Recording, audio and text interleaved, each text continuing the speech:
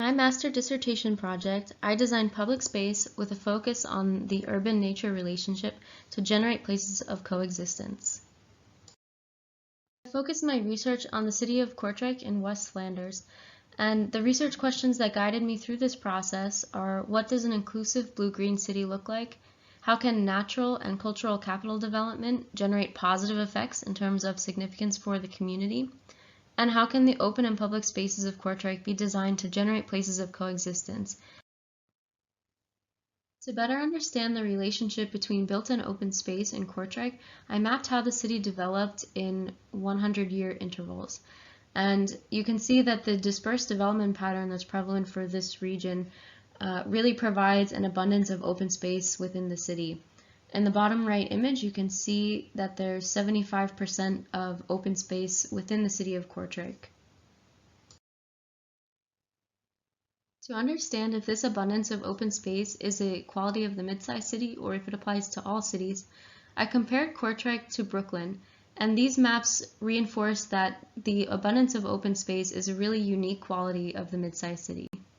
I also compared Kortrijk to Central Park, Prospect Park, and the city of Edinburgh because I wanted to understand how these differing development patterns influenced how nature and city are related. What I learned from this analysis is that the principles Olmsted used to design his parks simply can't translate to a city the scale of Kortrijk. Instead, we should really be looking to other cities like the city of Edinburgh, which was designed by Patrick Geddes, and he believed in a much more integrated approach between nature and the city.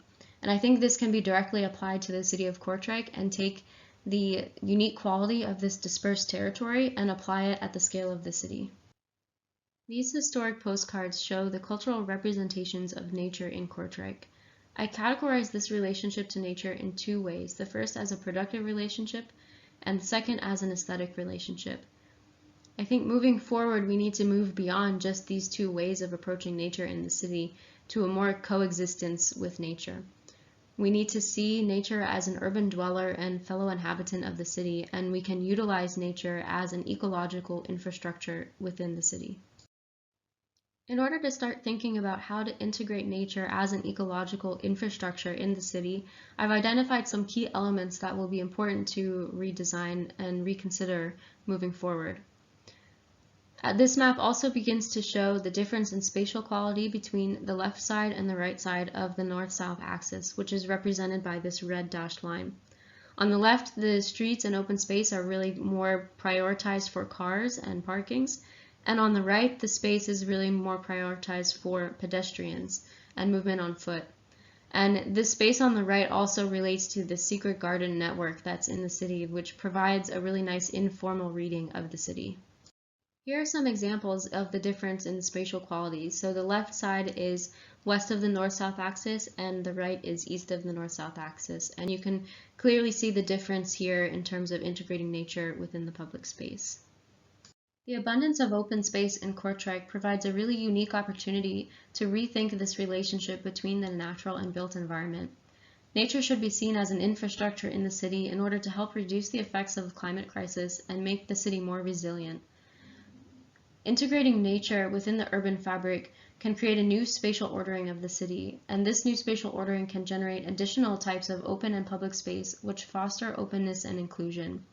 It provides more possibility for interaction between different demographics of people through these spaces of encounter and spaces of opportunity, where different social and cultural groups can come together. I chose to design these 4 sites because they help support a blue-green network along the river, and they naturally extend this informal reading of the city provided by the higher quality public space on the right side of the north-south axis. These spaces are also open spaces that are mostly dedicated towards parking at the moment, and so I'm going to demonstrate how you can upgrade these car-oriented spaces to become more integrated public space.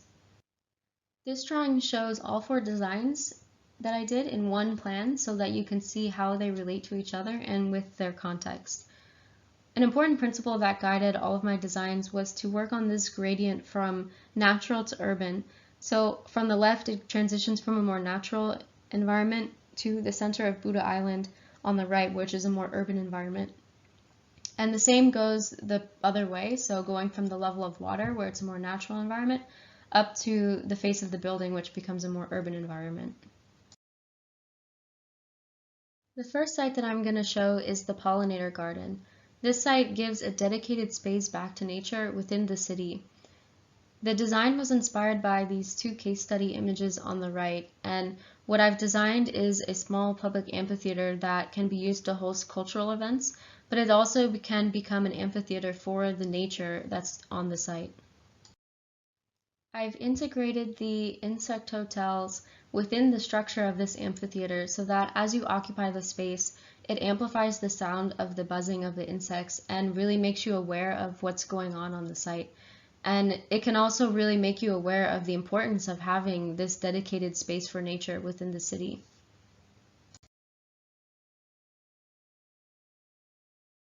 The second site that I'm going to show, I'm calling Softening the Edge. What I've created here is a natural riverbank edge that extends into the city center as far as I could take it. And I've also introduced a rain garden strip that follows the street so that any of the runoff water gets filtered and re-infiltrated back into the ground.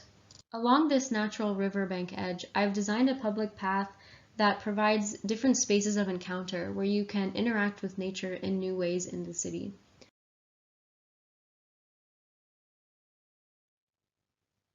The third site that I'm going to talk about is the urban forest that I designed on the tip of Buddha Island in front of the new library.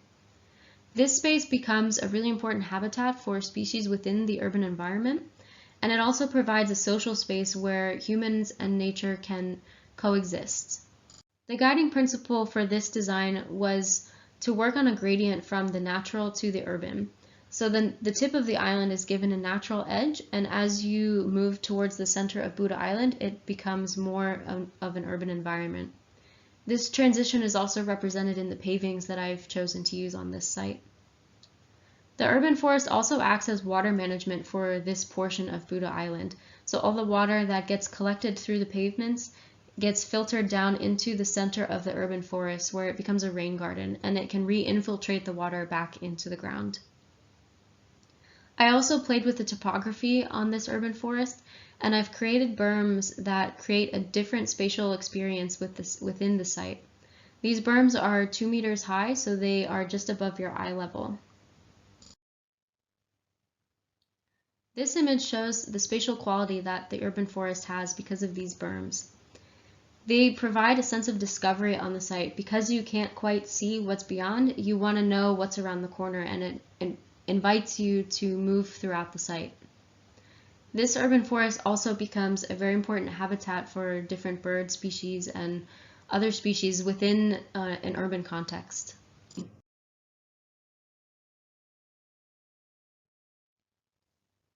The fourth site that I'm going to talk about is the public swimming pools that I've designed within the canal.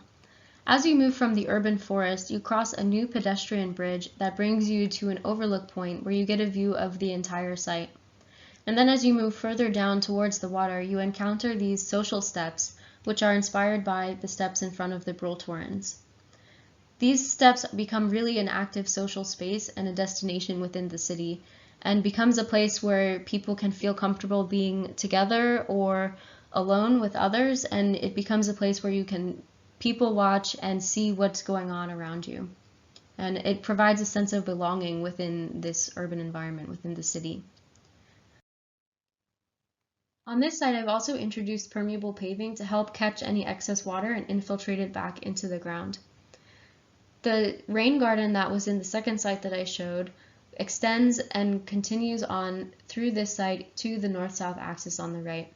So all the runoff water from the perpendicular streets gets caught in this rain garden and brought to a collection point where it can be re-infiltrated back into the ground. Another element of this project that I designed is this pedestrian bridge which connects the urban forest to the public swimming pool area. This is an example of how you can integrate nature and people within the design of the structure. So these structural beams become benches that people can sit on and get a view over the water, but it also becomes a planter for some flowers or small trees or small shrubs that integrates nature within the structure of this bridge. This section really shows the spatial quality that's brought to this site through the integration of nature within the design and having a public function like public swimming within the canal. It makes the space a really lively space to be in, and it also shows that you can use nature as an organizing element for this site and as a way to improve the quality, the spatial quality. In conclusion, all the sites that I've designed feature coexistence in all of these categories between urban, nature, and man. Some sites are more prevalent in one area than others, but the important thing is that all of them feature places of encounter where you have an opportunity to interact with others within the public space or have a new interaction with nature within the urban environment.